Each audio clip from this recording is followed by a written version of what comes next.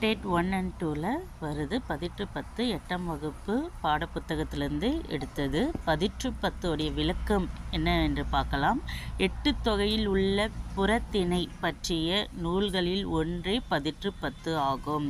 8 தொகை நூலில் இருக்கிற புறத்திணை பற்றி பேசுகிறது தான் பதிற்று 10ன்னு நம்ம சொல்கிறோம். இது சேர மன்னர்களின் சிறப்புகளை கூறும். அந்த பதிற்று 10 சேர மன்னர்களுடைய சிறப்புகளை கூறும். ஒவ்வொரு மன்னருக்கும் 10 பாடல்கள் இருக்குது. மொத்தம் 10 மன்னர்கள் பாட்டு.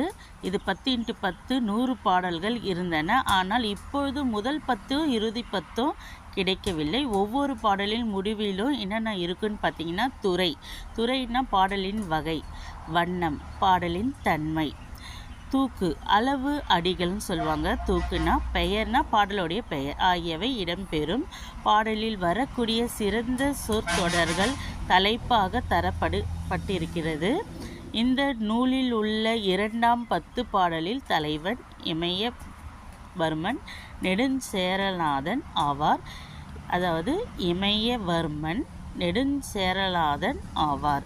இவரை பற்றிய பாடிய புலவர் குமட்டூர் கண்ணனார் ஆவார். இவற்றை பற்றி பாடிய புலவர் குமட்டூர் கண்ணனார் ஆவார். இது பதிற்று 10 என்றது ஒரு 8 தொகை நூல்.